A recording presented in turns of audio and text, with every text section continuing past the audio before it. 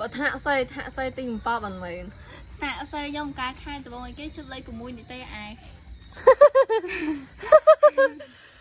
ចុះចុះទៅគ្រូថាមិនដែរគ្រូបញ្យល់យើងមិនដែរពីរឿងទេច្រើនចុះចឹងនិយាយថាពេលយើងបាន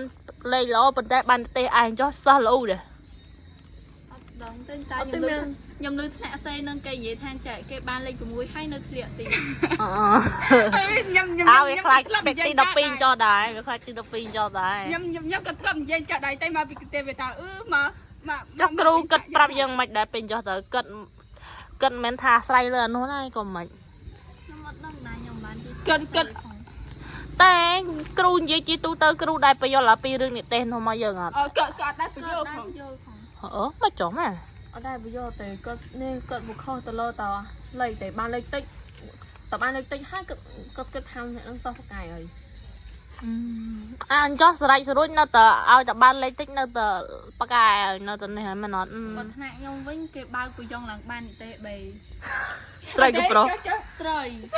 មិនទៅគឺធ្លាក់តែ ចុះគេដឹងដែរ មានអ្នកដឹងតែអត់មានអ្នកប្រាប់គ្រូ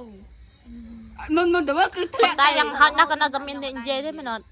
មិនទៅគឺមានអ្នកធ្លាក់តែសັບតែម្នាក់នេះរៀនយូរតែគេបានដូចអាខែណាចឹងគេបាន